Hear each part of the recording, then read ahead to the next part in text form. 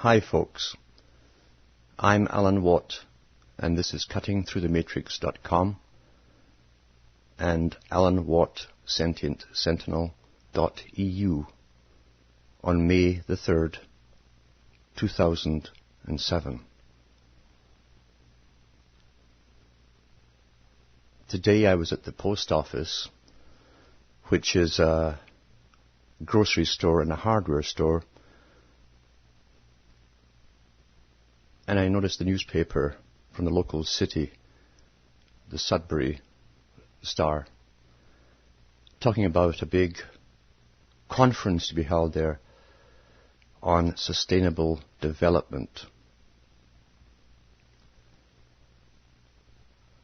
Sustainable development is from the United Nations, a term used for the last 100 years since it was the League of Nations transitioning into the United Nations. The plan was laid down a long time ago to guide the people into allowing themselves to be shepherded into a more efficient way of living, a way of living where your life would be run by experts, because it was decided that it was just too haphazard and inefficient for individuals to decide on their own future individually. It had to be organized and tidied up, you might say. The old system of picking a mate was to be abolished eventually. The best way to abolish it was to make it unworkable, and therefore in the late 1800s, people like old Thomas Huxley, the professor who championed Darwinism, brought forth the theory that free love could be introduced. They could end the bonding process, because when you could have as many partners as you want, why bother having one? And they knew from trial and error and experience and testing that the younger they started children in that direction, the more successful it would be. That's why they tried to introduce it with cocaine and alcohol in the so-called roaring 20s. It didn't come out too well because of the side effects such as unwanted children, massive venereal diseases, and the building of huge orphanages to deal with the overflow of orphans. So they went back to the drawing board and worked very hard. It's easy to guide science when you're funding it. You tell them what you want done. And they found the birth control pill. They came up with antibiotics to try and treat the more common types of bacterial infections that are caused by promiscuity. And then they came out with a long-term plan to gradually introduce abortion clinics and make them acceptable to the populace. To do that, they knew they'd have to work over a period of 60 years or so of steady indoctrination with each intake of school children until it's now normal, which it is. That's the real type of guidance we live under by the Good Shepherds. H.G. Wells was picked by old Professor Huxley to be a propagandist. He was taught at a special school for a little while by the famous professor, where they all were given red ties, red for the Masonic symbol of revolution. When they set up the League of Nations, they had the plans to make the world scientifically controlled. They wanted an efficient system with a vastly reduced population for the future. It was decided that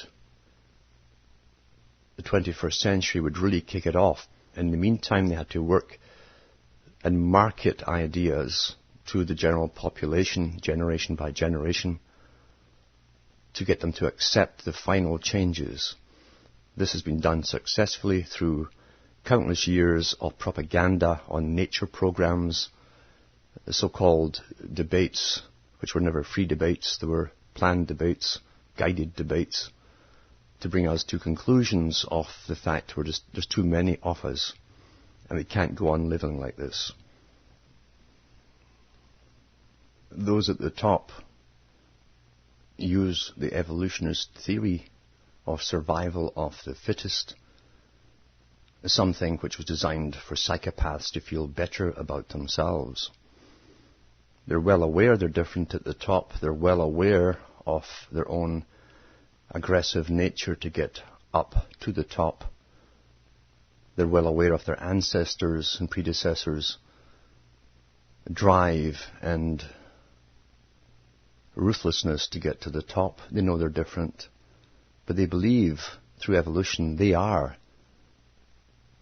the best suited to govern and to decide our lives for us. All the lesser ones that are left behind in this evolutionary mudpool. To reiterate about the League of Nations, the precursor of the United Nations, it was to be the front to bring in global government. They now call it global governance. The reason for the slight change is, apart from not frightening those who still think they have a nation, it's also to do with the fact that it's based on an improved Sovietized system.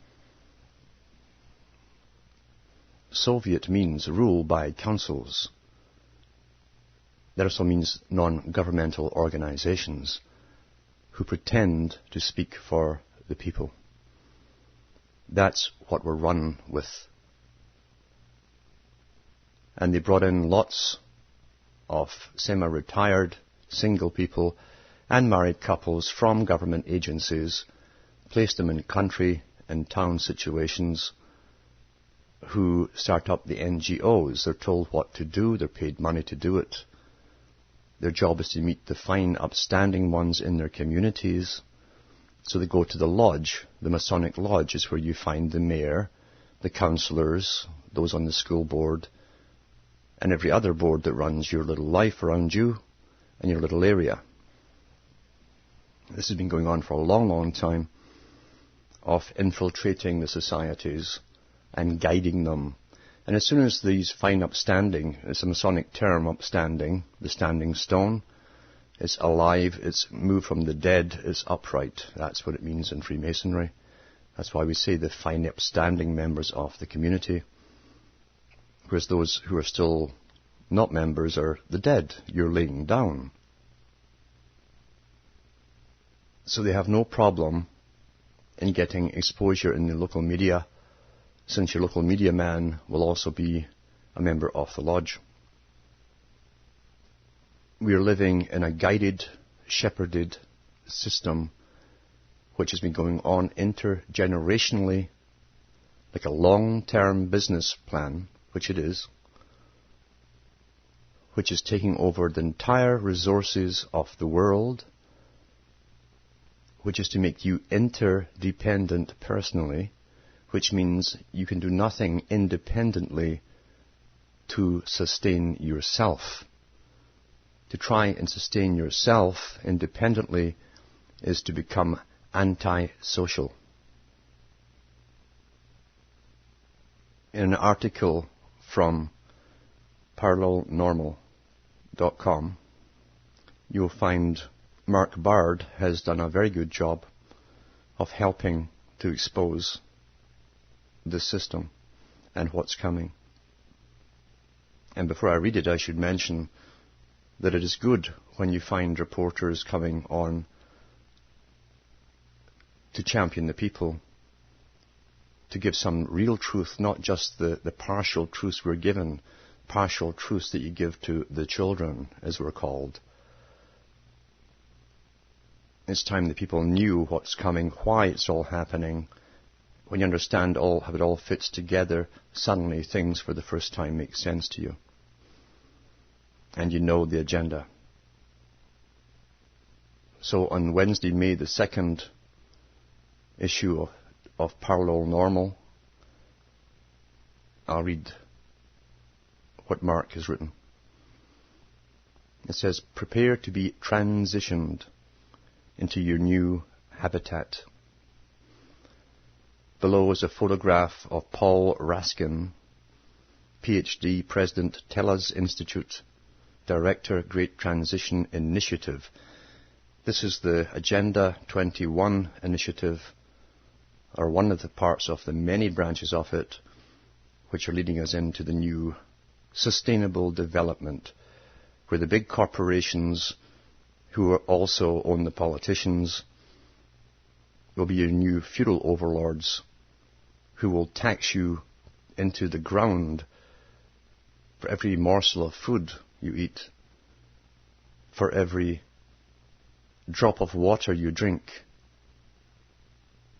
for every BTU of heat you create,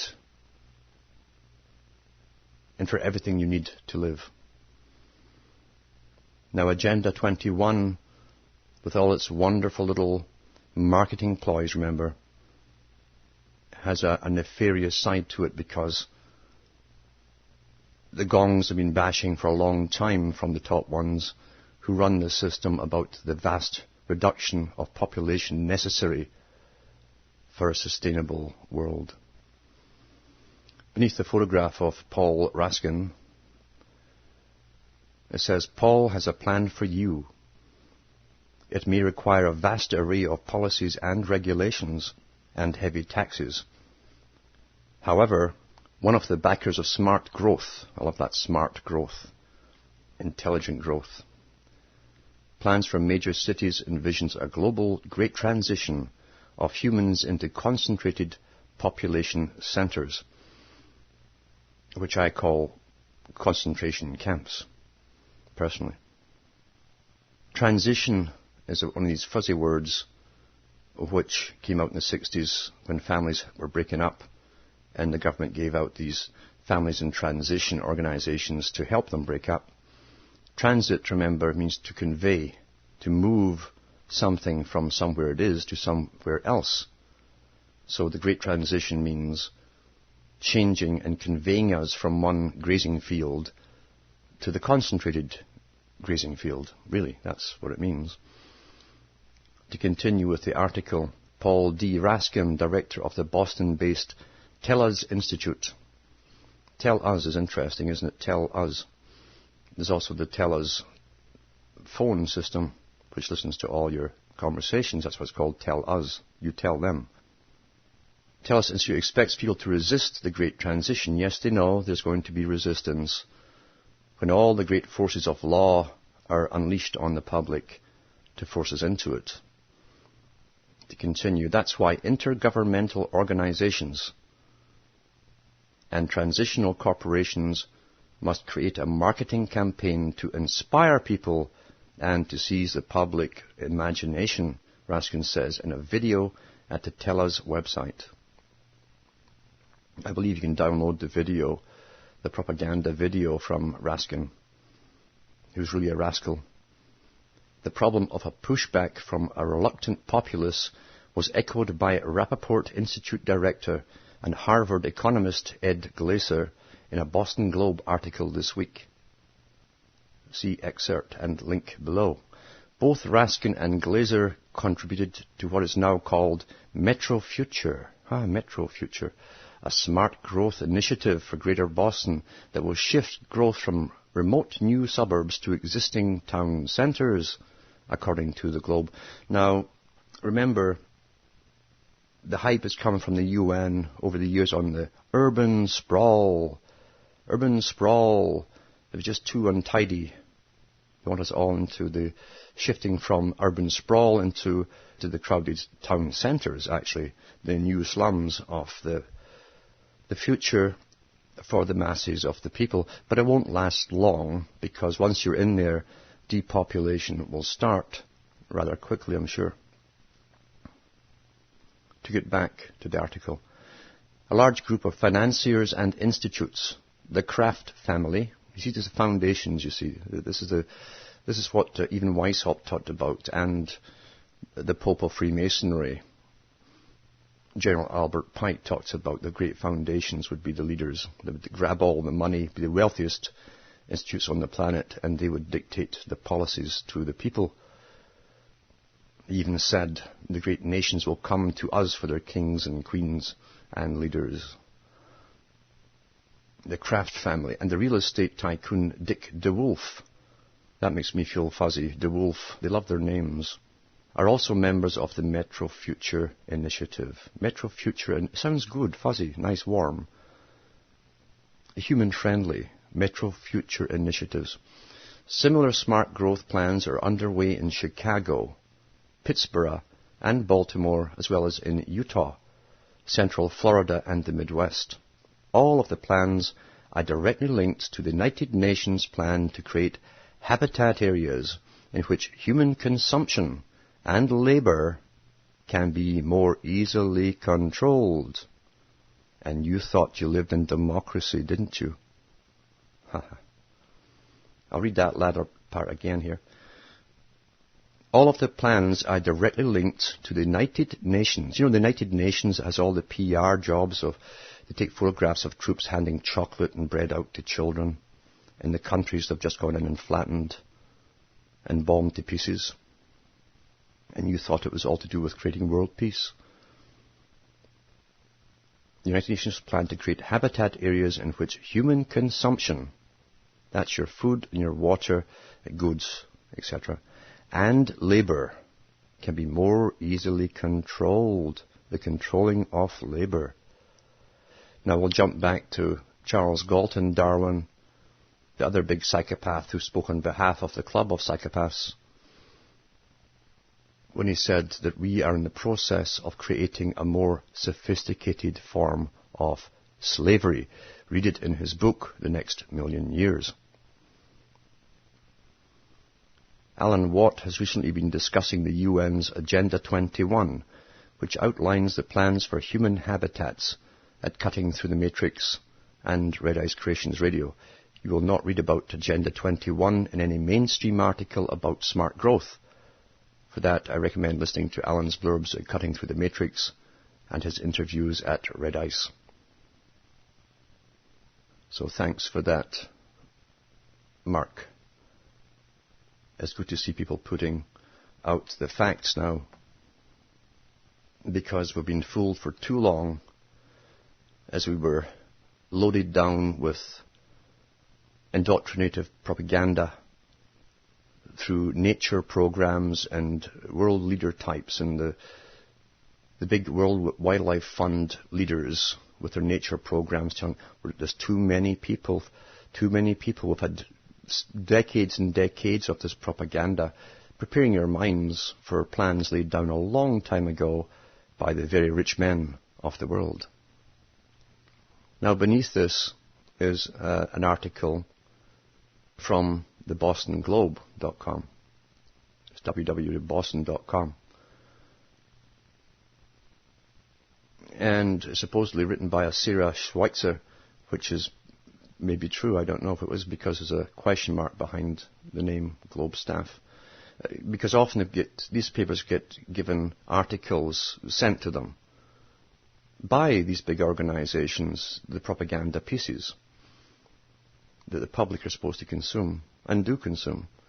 And this is put out, Metro Future puts focus on suburbs, May 1st, 2007. Planners mapping the future of Greater Boston want to encourage people to live and work in suburban town centres and cut pollution, water usage, remember that water usage, and traffic to improve the quality of life over the next 2 decades. The plan is fighting against both economic and political factors that will make this difficult, said Ed Glazer, economics professor at Harvard University and director of the Rappaport Institute for Greater Boston. So they have the little spiel, which they'll work on, but they do expect resistance. And they've been building up internal armies of specially trained police and multi-jurisdictional task forces. That's troops that work with police special forces. Even the police go abroad and get some practice kicking doors down and killing people and get put back into the police forces again when they come home. This has been going on for years, and during the 90s it was hotly denied by the governments, including Canada, even though an article came out a couple of years ago that a multi-jurisdictional task force was working out in Afghanistan, and you saw them dressed up like ordinary soldiers, kicking doors down, and they just happened to be policemen. Who will now be back in uniform back home, waiting for the resistance they're talking about, because they mean what they say. Now they're on a roll to push the public, to tax the public, to frighten the public, to threaten the public into adopting all the changes from the Agenda 21, and as they implement all of the laws that all countries have signed, all your so-called leaders have signed, to do with the Kyoto Accord, and meet all of the supposed standards. Not for the reasons they tell you, it's because they want everyone off the road. There's no need for you to travel in a police-type state. Travel doesn't help them to control and watch and monitor you. They'd rather have you all compacted into the cities, kind of like the scenes you'll see in the movie Soylent Green with Charlton Heston. That's the future. That's the very, very near future. The present generation are the ones going through it. And I have old Rockefeller talking about that at one of the World Bank meetings when he said, this generation is unfortunately the cannon fodder for the plan. Yep. That's the world we're moving into now. All the building codes have been coming from the United Nations for many years now, signed into law in all of your countries, and now they will be going after the rural areas and fining you thousands of bucks if you don't have that gutter fixed or that septic system updated, which you could never do because they keep updating it, you see. It's not meant that you keep up. It's meant to get you off the land. Start thinking. Start thinking. So they're going after your water, where less is good. Orwellian, you see. And you've got to get taught now to conserve energy. Conserve. Conserve is good. Less is better. While they double and triple the cost of that energy because they always profit from the sheep. That's what shepherds have sheep for. I'll put up a link to this article on my site for those who want to check into it. Recently, I talked about the poisoning scare in the dog food business, where they claim that certain dog foods and cat foods have been contaminated with a corn that came in from China that was soaked basically in rat poison that was killing off the animals. Well, I'm reading from an older story from www.thecampaign.org, which is a campaign for labeling of genetically modified foods. This is an interesting little article which may tie into it. And this little statement is by David Gutierrez. That was April the 10th, 2007. It says here, a variety of genetically modified corn that was approved for human consumption in 2006 caused signs of liver and kidney toxicity, as well as hormonal changes in rats in a study performed by researchers from the Independent Committee for Independent Research and Genetic Engineering at the University of Caen in France. Now it says what you need to know, conventional view. The corn in question, MON, M-O-N for Monsanto, MON 863, is made by the Monsanto company and approved for use in Australia, Canada, China, the European Union, Japan, Mexico, the Philippines, and the United States. It has a gene inserted from the bacteria Bacillus thuringiensis, which causes the plant cells to produce a pesticide. It will do a lot more than that, by the way, I'm sure, to our minds.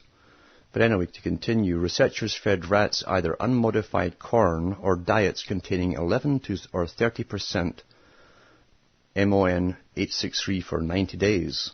The rats who ate modified corn were found to exhibit signs of liver and kidney toxicity, as well as signs of hormonal changes. Now remember that last part, hormonal changes. Remember what Charles Galton Darwin talked about too in the next million years, ways to alter the hormones in human beings, to make the men more effeminate, less aggressive towards the changes that would come. But it would also have that adverse effect on women. Male rats lost an average of 3.3% of their body weight, and their excretion of phosphorus and sodium decreased. Female rats gained an average of 3.7% of their body weight, while their triglyceride levels increased by 24 to 40%.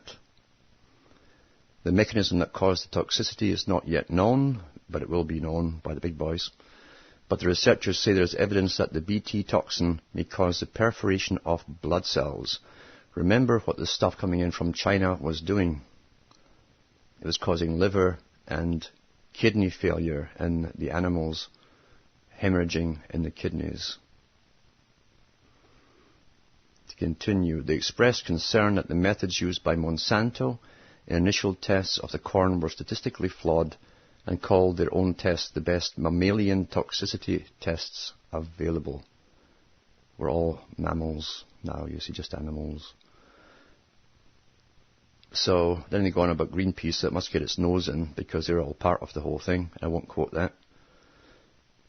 We're being lied to from so many sides because they didn't go to such incredible secret work in collusion with governments such as Canada's government, where they signed deals between Monsanto and the Canadian government to keep the tests secret, including the fact that the Canadians were used as guinea pigs for all this stuff for 10 years. 10 years that they've admitted to.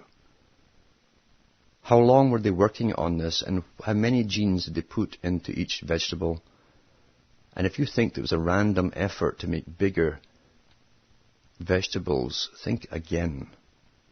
They want to alter the people. You want a dumb, stupid population that's not terribly athletic, not very fit, when you're bringing them through the biggest changes in history into the new system.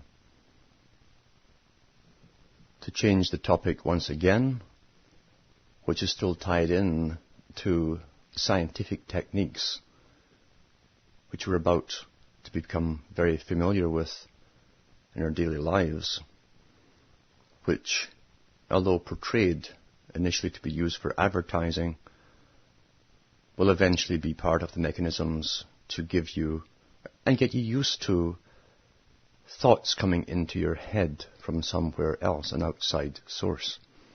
No, not science fiction, it's old technology. Nick Bigage showed this on the CBC one day. Look up the cbc.archives.ca.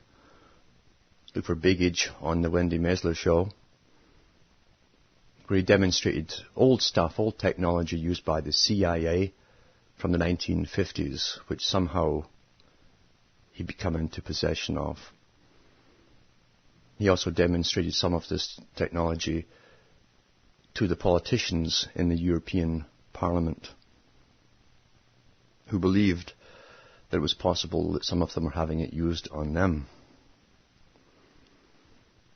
Voice-to-skull technology of inducing sound into your head, directly into your head, is old stuff. They've been locking people up for years under schizophrenia. You'll have heard voices, and yet here they are, a parallel technology which can actually induce it and cause exactly the same effects. I wonder how many people they put inside to get them out the road, perhaps if they're being naughty or a nuisance to the system. Old stuff.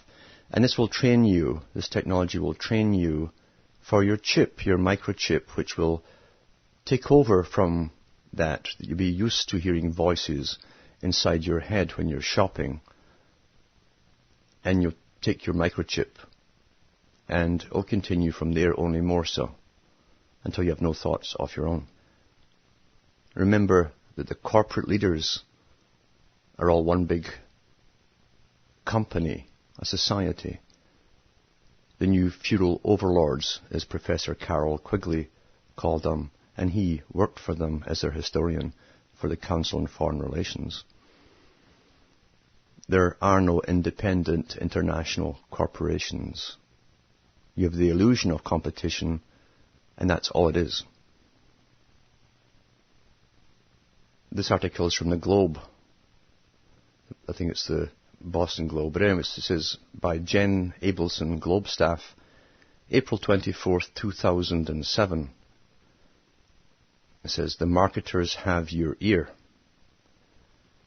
And it's really an ad in itself, because many ads, you don't realize this, the public don't realize it, but paper companies and media companies send journalists to really do a pro-positive type write-up on certain companies, which are in fact a whole page of advertising under the guise of an article.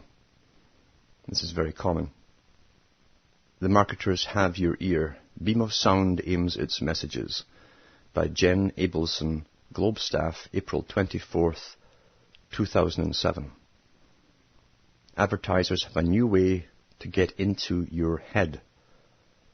Marketers around the world are using innovative audio technology that sends sound in a narrow beam, just like light, making it possible to direct messages right into consumers' ears while they shop or sit in waiting rooms. The audio spotlight device, created by Watertown firm Holosonic Research Labs Incorporated, has been used to hawk everything from cereals in supermarket aisles to glasses at doctors' offices. The messages are often quick and targeted, and a little creepy to the uninitiated. Court TV recently installed the audio spotlight in ceilings of bookstores to promote the network's new murder mystery show. A voice whispering, "Hey, you, can you hear me? Do you ever think about murder?" was beamed towards customers as they browsed the mystery section in several independent bookstores in New York. For advertisers, the audio spotlight is a way of marketing to consumers, sending tailored messages without disturbing an entire store with loudspeaker announcements such as Kmart's iconic blue light special. The flat disc speakers with precision targeting have made sound possible in unlikely places, from Boston's Museum of Fine Arts to the New York Public Library, and are increasingly attractive to merchants trying to improve the shopping experience with a peaceful environment. Major U.S. companies, including Procter & Gamble Company and Best Buy Company, are testing the device, but is already being embraced abroad. Some marketers say it is only a matter of time before the technology takes off here. Advertisers look to capture people. I like how they phrase it, they capture people, especially when they are in the buying mood, said Tim Bilgore, Chief Executive of Innovative Media Solutions in London, which has installed the audio spotlight in Istanbul and Madrid airports, in shopping malls in China, and in the showrooms of Fiat car dealerships, where messages about product features are beamed to consumers as they approach the cars. There's so many vision technologies it can be overwhelming, Bilgore said. The audio spotlight can captivate people in new ways. Unlike traditional speakers which broadcast sound in every direction, sound from an audio spotlight speaker can be focused directly at one spot, so no one else can hear it, or projected against a surface so that sound appears to come from the surface itself. Doctor, my table's talking to me. Well, take this pill, dear. It'll work wonders for you. That's my little quip there, you see. Because this is the kind of technology, as I say, that covert agencies have had since at least the 1950s that we know of. I'll continue here. And there again, before I continue, remember, they can put that right into your head in a crowd so that only you will hear it, no one else around you. For example, a box of Fruity Pebbles can advertise its nutritional content heard by shoppers only as they walk by boxes in the cereal aisle. The audio spotlight uses ultrasound to stimulate the air into making sound, which is emitted in focused, laser-like beams. Joseph Pompey, the 33-year-old chief executive Holosonics, began his career in acoustics while working as an engineer at Bose Corporation in Framingham. Now, Bose Corporation makes speakers for audio equipment, have for years. But as the audio industry became fixated on spreading sound everywhere, Pompey wanted to focus on finding ways to direct sound. He left Bose and developed a prototype of the audio spotlight and started the company in 2000 when he was a doctoral student at the Massachusetts Institute of Technology. That's where a lot of government money is put into, is the MIT. And they have, in fact, whole departments there sponsored by government, which do nothing but monitor all of us on the internet. It's a government, public-private corporation. And this is where this little fellow, Mr. Pompey, who might explode like a volcano at any time, I'm sure that's where he was given his instructions to go ahead with this, because this is actually old technology, as I say. It's been used by covert agencies for years. In fact, you can trace it all the way back to Alexander Graham Bell's father, who also was in the same line as Alexander Graham Bell, of working with the deaf. And the father was working on means at that time to create voice-to-skull messages by a similar type technology.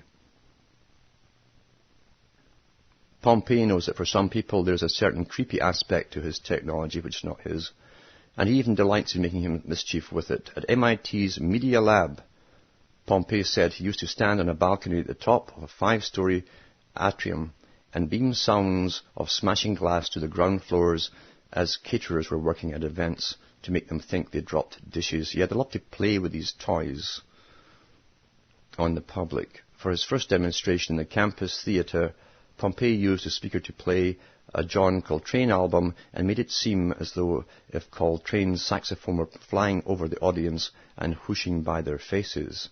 He saved $2,000 as a graduate student, yeah, right, and began building the business after he graduated in 2002. A year later, MIT's magazine Technology Review awarded Pompey the Top Young Inventor Award. His career was picked, I'm sure, many years before that by higher powers. It's a device that preserves the quiet, Pompey said. There's so much going on, it's sometimes an audio assault. This is like surround silence. Baba Shetty, director of interactive media at Hill Holiday in Boston, said it is very easy for people to filter out visual messages and advertisements. You look away or don't pay attention, but audio is less avoidable. It could be a great way to communicate with customers. It's two-way. They're going to communicate with you as they shop, he added. But it could also make consumers feel as if their personal space is being invaded. It doesn't do your brand any good if you annoy people, Shetty said. At T-Mobile dealers in the United Kingdom, the audio spotlight allows consumers to test ringtones without the entire store knowing that they want to download ABBA's Dancing Queen. The Boston marketing firm Digitus hung an audio spotlight over a couch in the lobby so visitors can hear the company's advertisements playing on an LCD screen. But it's pure quiet for the receptionist sitting just a few feet away. The MFA installed 4 audio spotlight discs as part of the recent exhibit fashion show, Paris Collections 2006. Each designer's collection had its soundtrack playing in its own zone, but the technology ensured music from the Channel collection did not cross over to Dior's. Hadi Al-Bara, chief executive of Technomedia Limited, said his firm has placed the audio spotlight in supermarkets for Carrefour SA, the world's second largest retailer after Walmart Stores Incorporated. Technomedia is also pairing the technology with LCD screens selling 15-second spots in different aisles for juices, coffee, milk, shampoos, among other products. For the first time, you can deliver different audio messages in different aisles at the same time and yet keep the environment noise free, which opened up the possibilities of new ways of marketing and selling airtime, Al-Bara said. Holosonics is also looking to reach consumers at home. The audio spotlight, Pompey says, has the potential to limit long-running feuds over television volume and musical taste. By that they mean they can pretty well beam a separate one to each member of the family's head, and you won't squabble over who's watching what on TV. You'll hear exactly what you want to hear for you. You'll be further divided from the person sitting next to you, really. Now, the rest of it, as I say, is just all the pros for this thing, that the selling part, that the part that you're supposed to think about and want, and think, oh, wow, that's wonderful. They don't go on about the negatives, and that's how you write an ad for companies, as an article. It's all the positives. The only little bit they said was some people might object to invasion of their space, basically. But it will get us all used to having no peace whatsoever. Your thoughts will be coming from elsewhere as you walk through all the different stores shortly, getting you trained and used to that happening, because the chip implant will take over from there, where you will have no thoughts of your own. This is how we're trained through technology. Nothing is cleared in this world system. Nothing. And this is approved by those who already own the world. And that was from the Boston Globe, boston.com. Slowly, intergenerationally, we've been guided along a particular preset path, like sheep. They've given us lots of bread and circuses, as Mr. Huxley suggested they do. During the process, we can't tell fact from fiction anymore because of the incredible amount of entertainment that we watch on a daily basis. Even the general talk shows across all nations on the AM radios with their favorite talk show hosts, who grab the issues of the day, which are in fact predetermined by the top boys that give you the agenda, to raise public awareness along certain topics, generally political in nature, to make you go along with a new set of laws or rules, or something should be done about that. And the public jump in, never knowing they're being played like fish on a line towards a particular new viewpoint. Nothing new in this, is just the scale of it that is tremendously huge. The children are indoctrinated with an ongoing upgrade with each intake at kindergarten for the changes they're supposed to expect in their lifetime. It's a scientific system of indoctrination discussed back in the 1930s by Beria, the head of the NKVD, at the World Comintern meeting. I think it was 1934.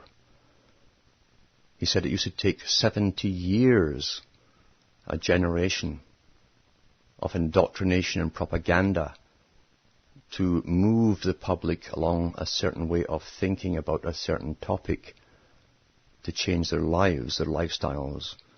He says now we have it down, that we can upgrade it and implement changes every 5 years. This is back in 1934. Today, the child is given his program or her program at kindergarten when they start. And the guy next year will be given a little bit more towards what he'll experience in life when he starts kindergarten. It's a scientific process. That's why you have a National Education Authority, which is part of the International Education Authority, which is part of UNESCO.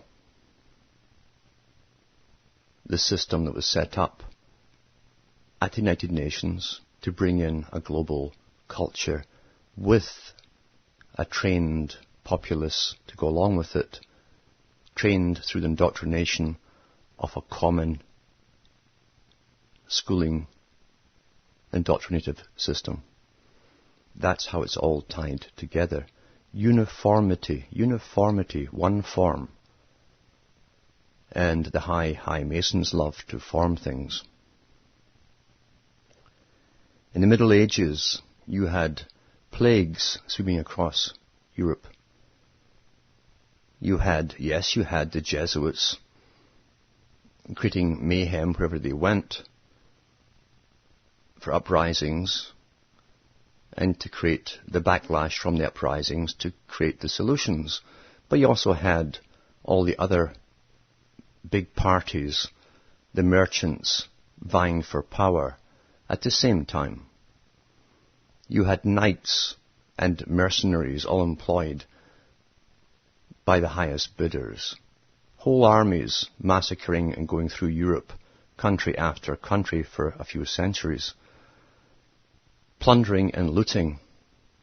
And they came to understanding a long time ago, just like the various mafia organization kingpins, that they had to cooperate into one big club. That meant the merchants, the mercenaries, the lawyers who all worked for them, the bankers, the royalty, the religious leaders.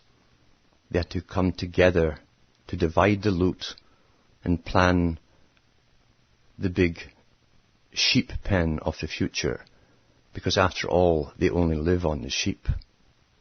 That's what good shepherds do. In the meantime, they would keep everyone else fighting everyone else, which is the best technique to stop the people waking up to this big universal international club of psychopaths at the top, the pathocracy, or psychopathocracy at the top. They're all fighting each other. It's the greatest technique of division. Divide and conquer. Goes all the way back to Rome, ancient Rome, pre-Christian Rome, and beyond that even. The trick is to get people to accept a religion, Protestant, Catholic, Jewish, Muslim, whatever it is, give you the leaders who speak for you, who all eventually, if you follow their policies, lead you to another sheep pen which you never saw coming. That's the trick. The gangsters at the top are one big brotherhood that is many, many centuries old. In the Middle Ages, they called them the roving gangs of mercenaries employed by big merchants and banks and royalty, the freebooters, because they lived on booty and theft and pillage and rape. They called them societies. The societies had their fraternities, and the fraternities had their secret oaths. Today it's one big society with many little branches with different names, but it's one pyramid with a capstone at the top. They knew they couldn't go on forever fighting each other because it's not so profitable when you have to expend money which should go towards your profit to maintain armies. They get the taxpayer to do that today, who then plunder and build with at taxpayers' expense railroads, oil refineries, and all the rest of it for the private companies to be given as presents. The feudal system is well and alive globally. This system of Plato and the Republic, the guardian class, are in control. And we've all been brought up in Disneyland by a controlled media that gives us the Wizard of Oz journey as we go through life. Most people, from birth to death, through all their trials and tribulations, never wisen up to what's really been going on. Never wisen up. They believe everything they're told. They even fight wars for what they think are the right reasons. They never benefit personally. And they're always disappointed at politicians who just make the wrong decisions, party after party after party. And they're squeezed for taxes as taxes increase massively. And they never figure it out because they're kept in ignorance their entire lives. A scientific system, a more sophisticated form of slavery, as Galton Darwin said. It's here, it's on a rush now for the habitat areas for the masses, which are going to be the inner cities, the slums, while they're advertising for what will be the new feudal overlords' helpers, all the private bureaucrats that work for the corporations and the governments. They'll have theirs out in the country. They're up for sale now. It's one of the fastest growing markets on the planet for the multi-millionaires. That's where the helpers of the guardians will live, in their ultra-modern separate homes with guards around them and nice walks and parks, while you have the type of city you see in Soylent Green.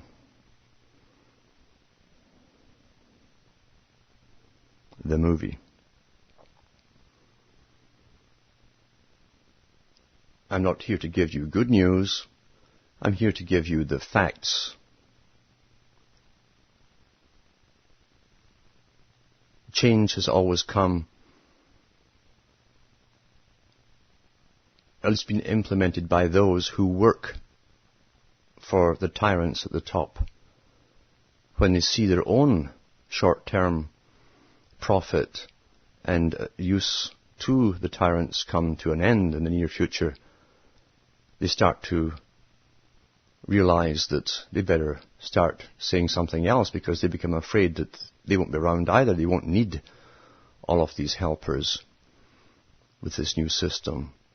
That's what's happened before, and they start to speak out on behalf of the people and for the people and with the people and to the people with truths instead of half-truths or happy spins. That's how the general media gives us the bad news. They put a happy spin on it, like the fart tax. And we all laugh and giggle, not realizing they're going to take away your protein supply. Huh? There's nothing to laugh about there, is there? Surrealism works wonders when you're conditioning someone through predictive programming.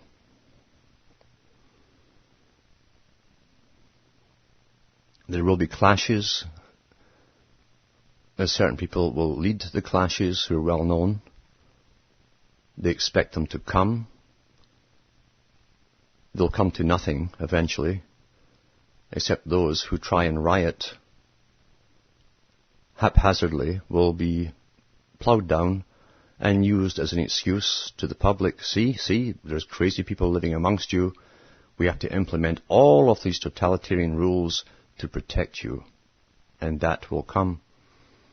At the moment, they're trying to stir up tension, massive tension between the Mexicans coming in and other Latin American countries into the southern U.S. and spreading northward and getting the residents of the U.S.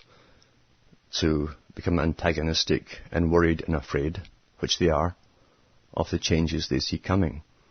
And as the little people battle each other, the big boys will let it go on for a while until there's utter chaos, and then come in with the solutions, which will be a better monitoring of every single individual. And they'll say, look, you can't trust yourselves. We have to ensure that no one can do harm to anyone else. So every piece of chaos has a solution predetermined. Don't fall into the creation of chaos. Don't react the way you're expected to react. Don't blindly follow leaders who advocate violence. That's what the big boys want and hope for.